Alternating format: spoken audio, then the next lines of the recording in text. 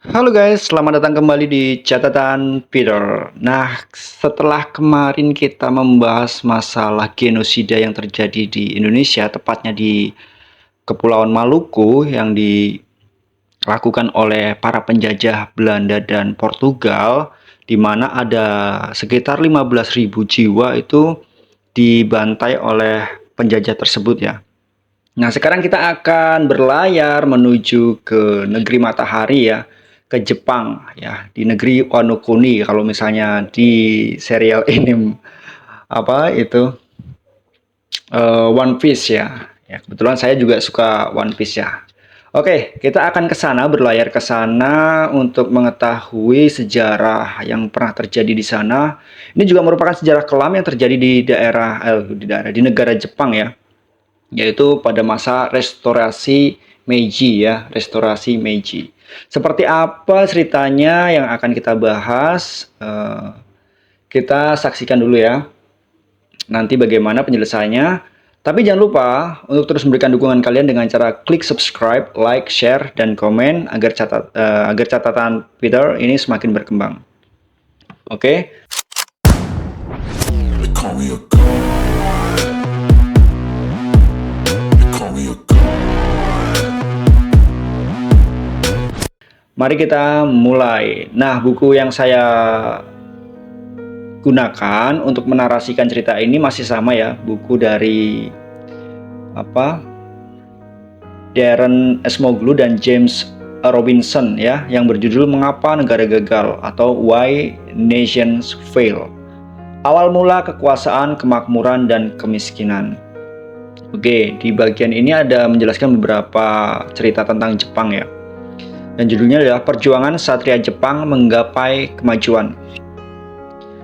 Pada musim semi tahun 1867, Okuba Toshimichi, seorang tokoh terkemuka dari istana klan samurai Satsuma, meninggalkan ibu kota Edo, sekarang menjadi ibu kota Tokyo ya, menuju ke kota Yamaguchi. Pada tanggal 14 Oktober, dia menemui para pemimpin klan Choshu dan menyodorkan sebuah usulan sederhana, yaitu mengajak mereka menggabungkan kekuatan pasukan untuk menyerbu ibu kota Edo dan menjatuhkan shogun yang berkuasa saat itu. Sebelumnya, Okuba Toshimichi sudah berhasil mendapatkan dukungan dari para pemimpin klan Tosa dan Hisen. Setelah para petinggi klan Choshu setuju untuk bergabung, maka terbentuklah persekutuan rahasia yang disebut Aliansi Satsho. Pada tahun 1868, Jepang merupakan negara miskin yang sejak tahun 1600 berada di bawah kekuasaan klan Tokugawa, yang mulai tahun 1603 menyebut pemimpin tertinggi mereka dengan gelar shogun atau panglima. Para shogun berani menelikung kekuasaan kaisar Jepang yang dalam kesehariannya hanya menjalankan fungsi-fungsi seremonial. Para shogun dari klan Tokugawa merupakan anggota tertinggi dari golongan ksatria feodal yang menarik pajak dari rakyat di wilayah kekuasaannya, dan salah satunya adalah daerah Satsuma yang dikuasai oleh klan Shimazu. Para ksatria berikut pengiringnya yang merupakan tokoh-tokoh samurai terkenal itu menjalankan sistem politik yang mirip dengan praktik yang tengah marak di Eropa pada abad pertengahan. Mereka itu mengebiri hak rakyat untuk memilih profesi yang mereka sukai. Kemudian mereka juga meregulasi perdagangan dan menarik pajak yang sangat memberatkan kaum petani. Dari sanalah mereka memonopoli dan mengendalikan perdagangan dengan pihak asing serta melarang orang asing memasuki wilayah Jepang. Seluruh perangkat institusi politik ekonominya bersifat ekstraktif dan rakyat Jepang hidup miskin. Jadi tidak boleh ada pihak luar itu masuk ke kawasan tersebut ya. Ini mirip seperti daerah Wano Kuni yang di dalam cerita serial anime dari One Piece, di mana Wano Kuni tersebut itu ditutup rapat-rapat dan disembunyikan dari dunia luar gitu ya. Jadi orang luar maupun orang dalam itu dibatasi gerakannya ya. Orang luar nggak boleh masuk, kemudian orang dalam di Wano Kuni itu juga nggak boleh keluar gitu ya. Mirip seperti itu. Namun kedikdayaan politik para shogun Jepang ada batasnya. Klan Tokugawa yang berkuasa sejak tahun 1600 itu tidak bisa mengontrol seluruh wilayah Jepang. Di bagian Jepang Selatan terdapat wilayah Satsuma yang tetap otonom dan diberi hak untuk melakukan kontak dagang dengan dunia luar di Pulau Ryukyu. Okuba Toshimichi lahir pada tahun 1830 di Kagoshima yang merupakan ibu kota wilayah Satsuma. Sebagai keturunan samurai, dia pun tumbuh besar dan menjadi seorang satria samurai. Bakat terpendam Okuba Toshimichi ditemukan oleh Shimazu Nariakira, salah satu ksatria tinggi dari Satsuma yang segera mempromosikannya ke dalam pemerintahan. Pada saat itu, Shimazu Nariakira sudah berencana untuk menumbangkan shogun yang berkuasa dengan mengerahkan pasukan dari Satsuma. Dia berambisi mengembangkan kontak dagang dengan bangsa-bangsa Asia dan Eropa, meniadakan institusi-institusi feodal, dan membangun negara Jepang yang modern. Tetapi rencana itu kandas di tengah jalan karena dia meninggal pada tahun 1858. Penggantinya yang bernama Shimazu Hisamitsu ternyata kurang berani menempuh risiko. Okuba Toshimichi yang semakin bernafsu untuk menggulingkan shogun ketika itu segera menghubungi Shimazu Hisamitsu. Demi mendapatkan bantuan militer, dia berdalih bahwa shogun yang berkuasa telah merongrong kewibawaan kaisar. Traktat yang diteken Okuba Toshimichi dengan para petinggi samurai dari Tosa menyatakan bahwa sebuah negara tidak boleh dipimpin dua orang raja. Sebuah keluarga tidak boleh dipimpin dua orang tuan rumah. Sebuah pemerintahan harusnya dikendalikan seorang penguasa tunggal, begitu tulisnya.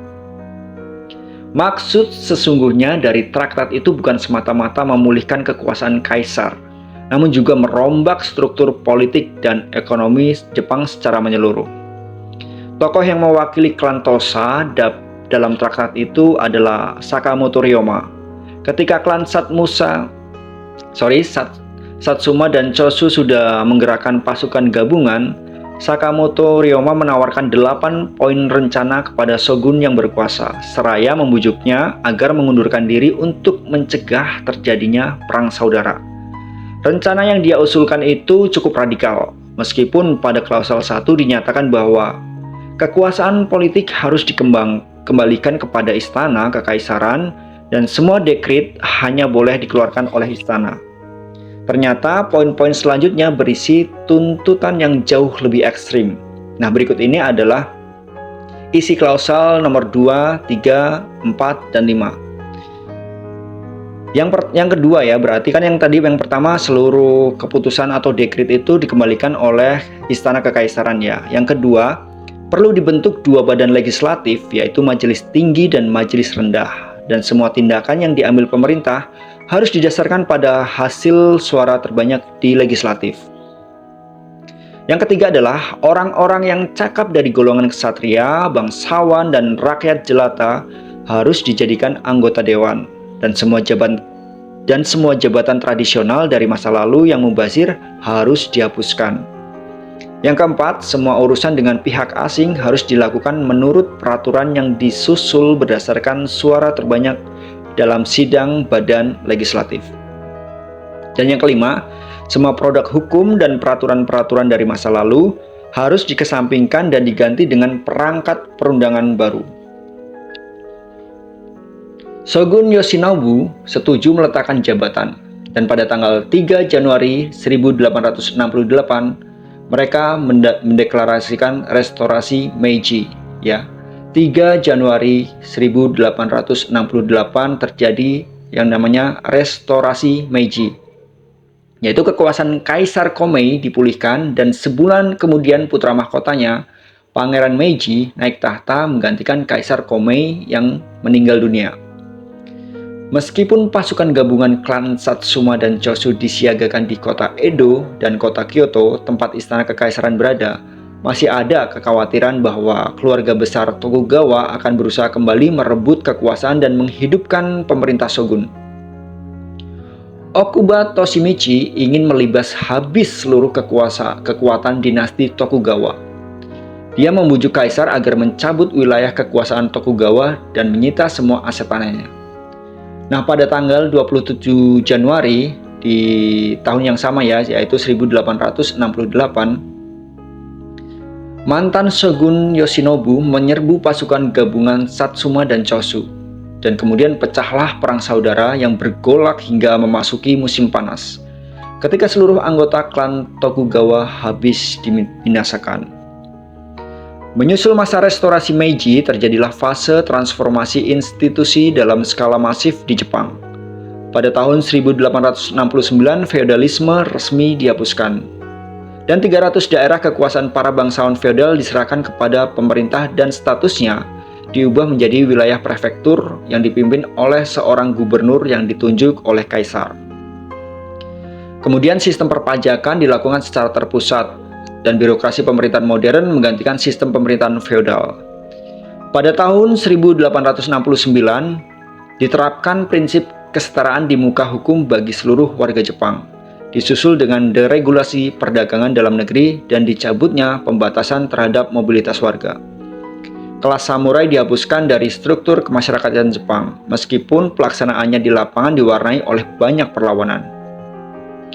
Hak-hak penguasaan aset oleh rakyat dijamin undang-undang dan warga negara bebas memilih jenis pekerjaannya yang mereka sukai.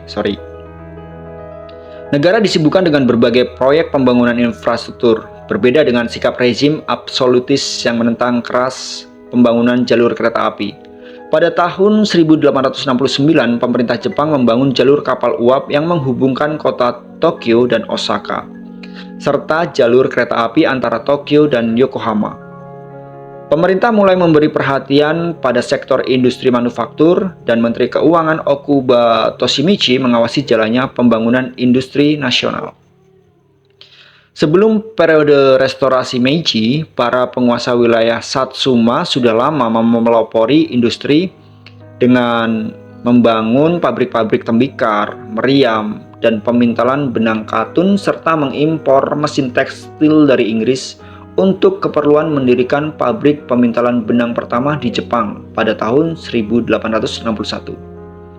Dia juga membangun 2 gelanggang kapal modern. Memasuki tahun 1890, Jepang sudah menjadi negara Asia pertama yang mengadopsi konstitusi tertulis dan memberlakukan sistem pemerintahan monarki konstitusional yang dikontrol oleh parlemen hasil pilihan rakyat yang disebut Diet, plus sebuah sistem peradilan independen. Nah, semua perubahan itu merupakan faktor penentu yang mengusung Jepang sebagai negara Asia yang berhasil memanfaatkan momentum dari revolusi industri. Nah, itu dia sedikit pembahasan tentang gejolak politik yang terjadi di Jepang pada masa restorasi Meiji. Ada perang saudara antara berbagai klan dan gejolak-gejolak lainnya dalam tubuh politik negara Jepang. Oke, itu dia pembahasan sedikit tentang sejarah Jepang menyangkut restorasi Meiji dan perubahan-perubahan struktural yang terjadi di Jepang. Semoga video ini bermanfaat, semoga narasi ini memberi kita pengetahuan yang lebih. Dan jangan lupa untuk terus memberikan dukungan kalian dengan cara klik subscribe, like, share, dan komen agar channel dari Catatan Peter semakin berkembang. Terima kasih sudah menonton, dan kita ketemu lagi di narasi buku selanjutnya. See you!